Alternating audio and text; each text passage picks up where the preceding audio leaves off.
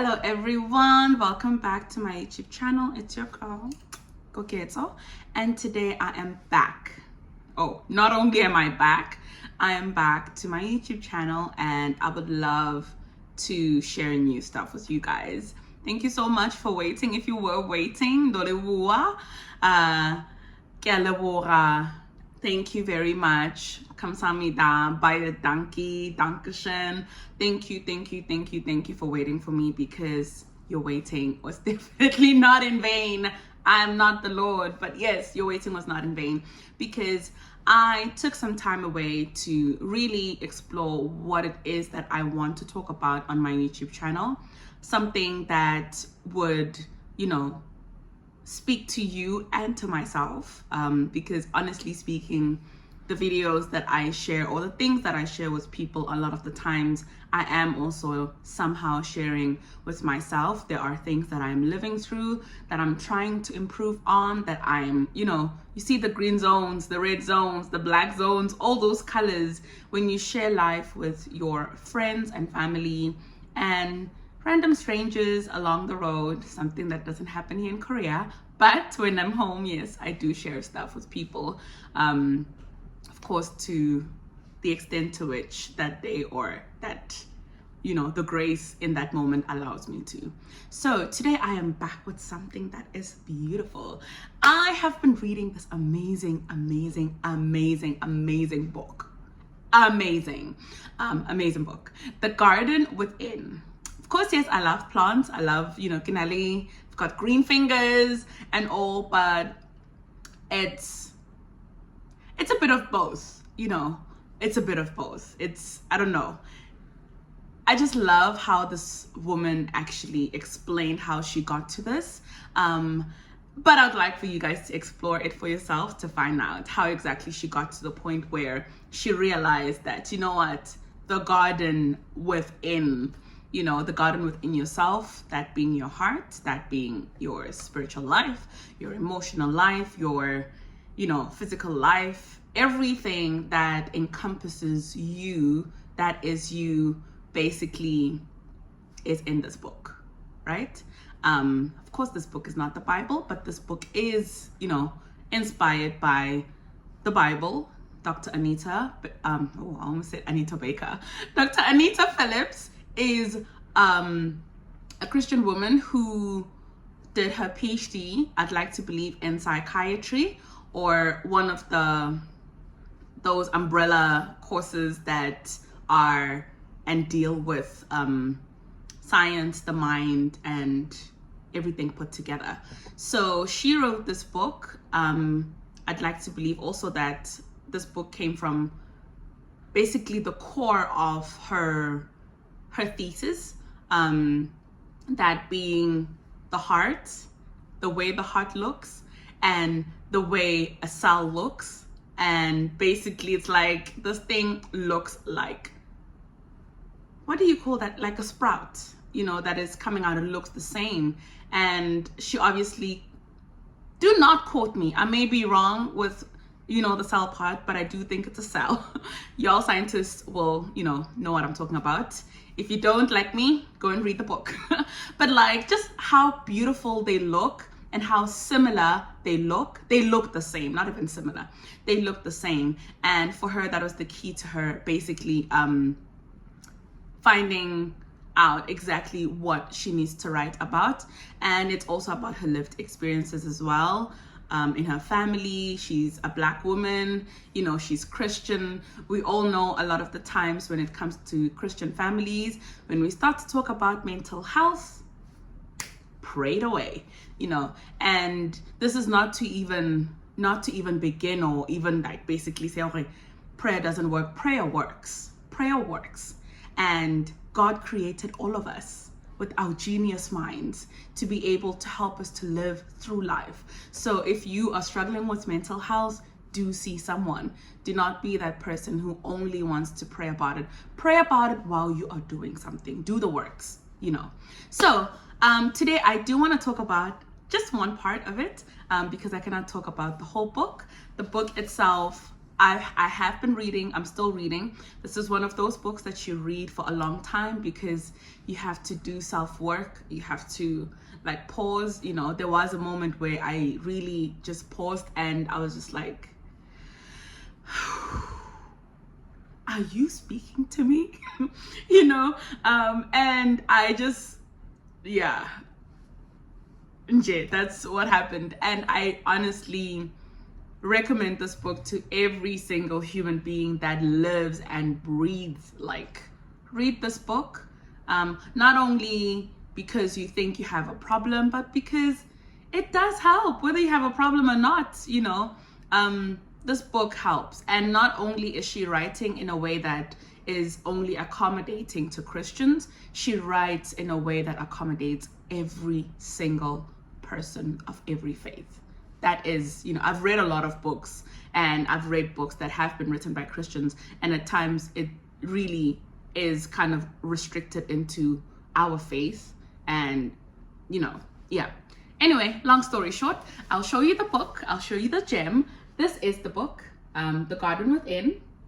And this is Dr. Anita Phillips. I'm sure you've seen her on YouTube talking to several people. Yeah,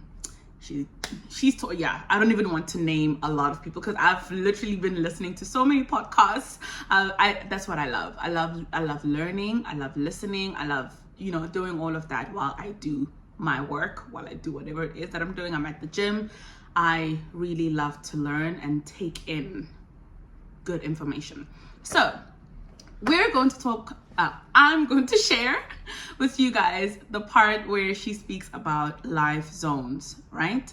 Relationship zones. And the one thing, honestly speaking, that struck me was her speaking about, you know, the zones of your relationship with yourself, your relationship with God, and your relationship with other people. Yes.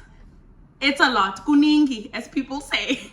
You know, I think a lot of times as a person, you know, I tend to, even without seeing, I don't know, honestly speaking, I tend to just pour of myself too much,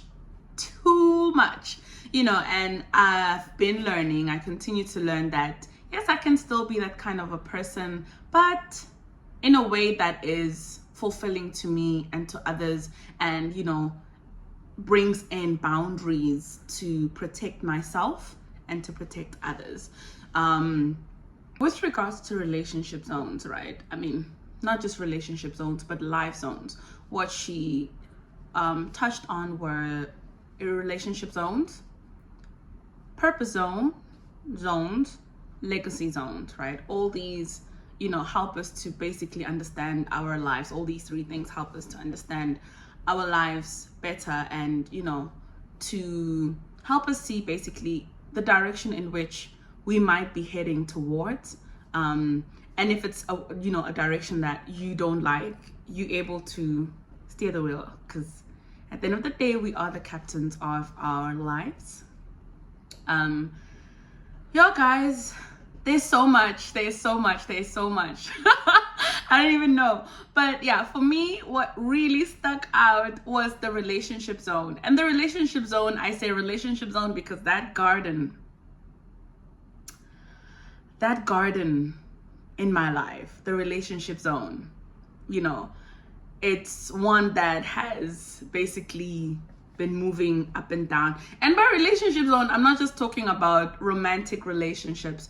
I'm talking about my relationship with myself, my relationship with others, my relationship with God, right?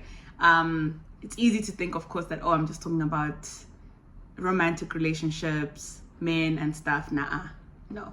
So the one question, honestly speaking, that really struck me was, what is it that I would like to see newly flourishing in my relationship zone with myself, in my relationship zone, mainly with myself, right?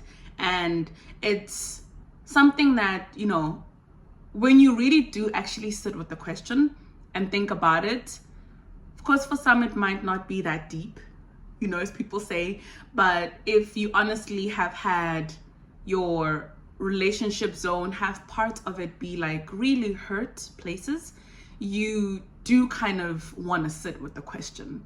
That question is not an easy question to answer. And the reason I say this is because seeing my relationship with myself flourish is something that, honestly speaking, seems very easy. I thought my relationship with myself was flourishing. Like, I was doing the things that I thought I need to be doing. However, I had other relationship zones that, honestly speaking, were, basically just like chipping away at my relationship with myself. And when I say chipping, not even chipping, basically, digging into my relationship with myself. And from realizing that, I honestly do see and feel that there are a lot of things that us as girls like me, boys like you, that need to be focusing more on with relationship zones. So of course, when we think about a garden, you think about, there are some parts that are dying out, there's some parts that are dry, there's some parts where, no matter how much you try to like water, they are dead. It's dead, it's gone, and it's not easy to bring it back up. That comes with pain, that comes with a lot of stuff that as a person might be a lot. And in this book, she does say, of course, I have always been a firm believer of this. And I think that's why this book has spoken to me so much. I do believe in people showing their emotions, in people feeling their emotions, in people feeling whatever it is that you feel, sit with it, feel it. And of course, that is something that for me, I initially experienced when I lost my dad. When I was 8 years old, my mom, by God's grace, took me to see a psychiatrist and a psychologist. I think I was in those sessions for maybe like 6 months, a year, when I was a baby Nana, and I had to learn to sit with my feelings. Of course, it's not, work that happened then and ended then. It's something that continuously moves with me. Okay, back to the relationship zone. So what I had realized also is that some of the areas in our lives that have been hurt, when we actually do sit and, think about certain things, you realize that we carry pain on from one relation to another, and in doing so, we overvalue certain people. Not because actually they do have that much value in our lives, but simply because there is something about them that reminds us of a past relationship, either with yourself, either with your, loved one that you lost, either with a friend, stuff like that. It even goes as far as, I remember one time I had just lost both my grandparents. I lost my grandfather first. 3 months later, I lost my grandmother. And the pain that I felt 3 months after not even 3 months, a little later, but it was less than 6 months of me losing a friend, right? I realized later on, of course, that it wasn't necessarily that I was so heartbroken because of having lost that friendship that I really was looking, forward to nourishing and all of that. But it was actually pain that I had now moved, that I shoved down, obviously, because I was doing my master's. And I don't know, that time I did not want to pause anything. My supervisor begged me to okay, so please pause. Just take a pause, take a breather. The department said, we are with you, take a breather. Koketo was like, no, I want to finish. And as a result of not having sat with those emotions, not having sat with those feelings, I did cry in that moment, but crying was not enough, clearly. I had lost not just my grandmother, not just my grandfather.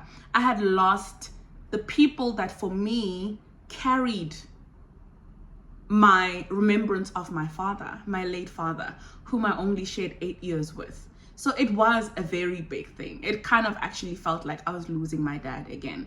So to just move like that, as if nothing happened, not even as if nothing happened, as if it was just like a tiny little loss, I did get to struggle with the emotions and the everything that was inside, you know, that was eating away at my garden. Like later on when I lost this friend, and it was so painful to lose this friend that I thought it was about that friend. And, you know, through prayer and with time, as I'm thinking and writing and feeling and all of that, I was like, actually, this is not about this person.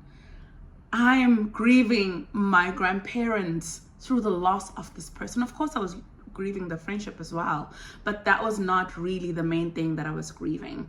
So the one thing, honestly speaking, that I guess, not even the one thing, you know, there's so many one things that I've been talking about, but, you know, relationship zones that we see, not even that we see, there are relationship zones in our lives that we do not deal with, right? And for me, as I've said, it's been pouring out too much. I even feel like I'm going off script. I've gone off script, but it's okay. I really wanted to delve into that, but my spirit is going the other direction. So yeah, like there's honestly so much as people for us to learn from basically dealing with our emotions, dealing with our relationships with ourselves, loving ourselves, respecting ourselves. And I really will go into this. I'll go more into this with other videos because I am trying to keep this short. So I do hope, by God's grace, I guess today is not the day to talk about this, but I do hope that this is a book that can help you, because it has helped me, you know. And I will read a part from this book just so you can kind of understand maybe just a tiny bit that maybe I'm failing to, you know, explain to you guys. Let's do this. I'll read this, and it's on page 67, and it says, remove the debris and the weeds. The garden within is not a blank slate. You aren't starting from scratch. You have lived enough years and have enough life experience that your garden already exists. It may be a little overgrown. There are probably some weeds that need to be pulled, and there are, you know, there may even be trash lying around. Intentionally cultivating your garden often requires you to remove some things. As Ecclesiastes 3 verse 2 states, that there is a time to plant, a time to pluck what is planted. Are there relationships, jobs, guilty pleasures, or distractions that need to be plucked? Identify them, then elaborate. Be intentional about what steps are needed from you to successfully remove that person, place, or thing from your life. So for me, yeah, it was removing a person. And just to be clear, it's not the person that is the problem. It's the access to me that I allowed them to have that was the problem. And being able to see and understand that for yourself, then honestly speaking, it's not everyone that comes into your life that is there to ruin your life, and it's not everyone that you remove that, or you know, that is removed, that is the problem. I think at this point in my life, that's what I've come to realize, that it's honestly speaking not always the person. A lot of the times it has a lot to do with you, with me, us. You know, why are you allowing and giving access of yourself to this person? Until we meet again. But for now, this is it from me. This is actually what I wanted to share. You know, I wanted to talk about and I wanted to go into details about, but clearly not today. And I hope that I will be able to do so another time. In the meantime, if you can, I got this book off of Amazon. It was a gift, actually. And yeah, a gift. It was a gift. I wanted this book. I really, really wanted this book. I wanted to get it for myself, but it was a gift, you know. And it being a gift also, that person was also removed, but I'm just like, thank you, Lord, I got my book. So if you can, or if you have someone that you love to give to this book to, do get it, and let's work on ourselves together, because there is a lot. I paused for some time because honestly speaking, I didn't want to remove some people when I was writing down my relationship zone, my purpose zone, my legacy zone. I don't want to lose people. I wanted to hold on. But I came to realize that you have to let go. So, sorry, my thing is even falling off. So this is it from me, guys. Goodbye.